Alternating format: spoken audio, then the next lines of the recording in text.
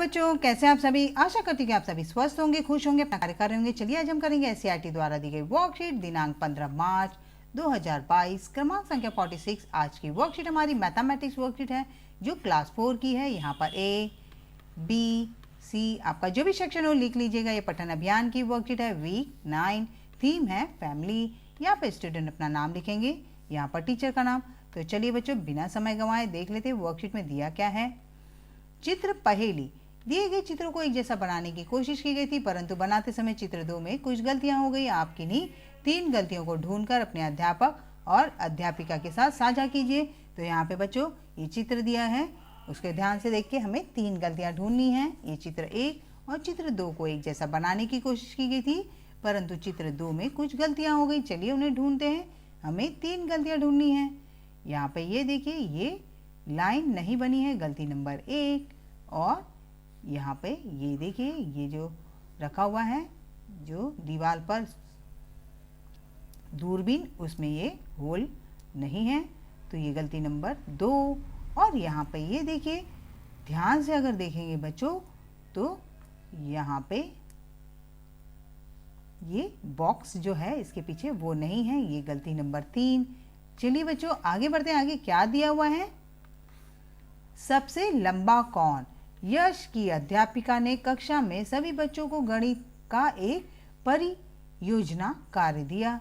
इस परियोजना में बच्चों को अपने परिवार के सभी सदस्यों की लंबाई की एक तालिका बनानी थी और उससे संबंधित कुछ प्रश्नों के उत्तर देने थे। यश ने अपनी तालिका कुछ इस प्रकार बनाई। तो उन्हें एक परियोजना दी गई थी अपने फैमिली की लंबाई की नाप लेने की। तो चलिए यश ने किस तरह बनाई अपनी तालिका देख लेते बच्चों। यहाँ पे देखिए, क्रमांक, संख्या, नाम, रिश्ता, लंबाई, इस तरह से उसने 3 कॉलम बना लिए।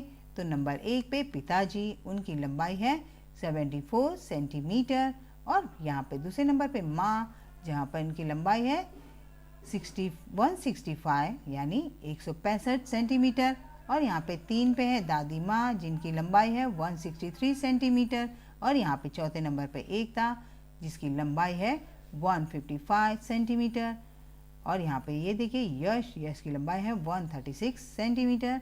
और यहाँ पे ईशान, जिसकी लंबाई है 84 सेंटीमीटर।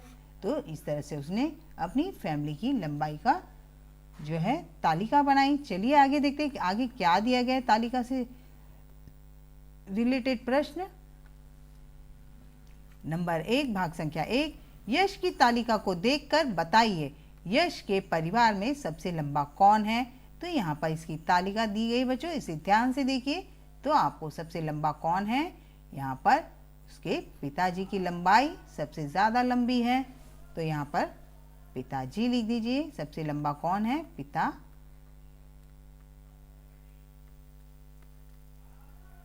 पिताजी। और यहाँ पे यश की माँ और पिता की लंबाई में कितना अंतर है। तो यहाँ पर इसकी माँ और ये जो पिता है इनकी लंबाई में कितना अंतर है बच्चों। तो यहाँ पे 174 और 165 को हम घटा देंगे। तो यहाँ पे 1 हासिल जाएगा तो बन जाएगा 14। 14 में से 5 गए 9 और यहाँ पे बचे हैं 6। ये 7 6 बन जाएगा तो 16 16 कुछ नहीं है। तो यहाँ पे आएगा 9 का अंतर। कितने का अंतर है, 9 सेंटीमीटर। आप इकाई जरूर लगाएं बच्चों, 9 सेंटीमीटर का अंतर है, इसे लगाना बहुत ज़रूरी है। ये माप होता है, माप की इकाई लगाइएगा ज़रूर, भूलिएगा नहीं बच्चों। चलिए आगे देखते हैं। क्या यश के परिवार में किसी सदस्य की लंबाई 1 मीटर से कम है और किसकी, अगर कम है तो किसकी। तो बच्चों 1 मीटर में 100 सेंटीमीटर होते हैं। कितने होते हैं, 100 सेंटीमीटर। अब आप खुद ही जान गए होंगे 100 सेंटीमीटर है तो किसका 100 से कम है, वो है ईशान, जिसका है 84। तो यहाँ पे आप ईशान लिख दीजिए। ईशान की लंबाई 1 मीटर से कम है।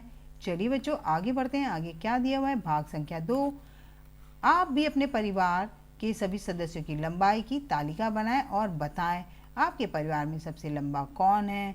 तो आपके परिवार में कौन लंबा है? यहाँ पे आप पिताजी लिख सकते हैं। मेरे परिवार में पिताजी लंबे हैं। और आपके परिवार में सबसे छोटा कौन है? तो सबसे छोटा जो है वो छोटा, यहाँ पे भाई लिख सकते हैं। भाई, मेरा भाई जो है वो सबसे छोटा है। और सबसे बड़े और सबसे छोटे की लंबाई में कितने का अंतर है? तो आप अपना अंदाज़ा लगा के, जैसी लंबाई हो आपके घर में बड़े और छोटे सदस्य की लंबाई को घटा देंगे तो यहाँ पे उत्तर आ जाएगा बच्चों। तो आपको वो कर लेना है। आपको क्या लगता है कि आप जब आप कॉलेज जाओगे तो आपकी लंबाई कितनी होगी? आपको ऐसा क्यों लगता है? तो आपकी लंबाई क्या होगी? बढ़ेगी ही, घटेगी तो नहीं बच्चों। बढ़ेगी। और किसी की कम रहती है, किसी की ज़्यादा, क्योंकि उम्र के साथ हमारी हाइट भी बढ़ती है। चलिए आगे देखते हैं बच्चों, आगे क्या है। अभिभावकों के लिए सुझाव है कि बच्चों को अपने दादा दादी के साथ समय बिताने व उनकी देखभाल के लिए प्रेरित कीजिए और संयुक्त परिवार के महत्व के बारे में उनसे बातचीत कीजिए। आज का कोविड का मैसेज है कि जब भी बाहर निकले बच्चों मास्क ज़रूर लगाएं।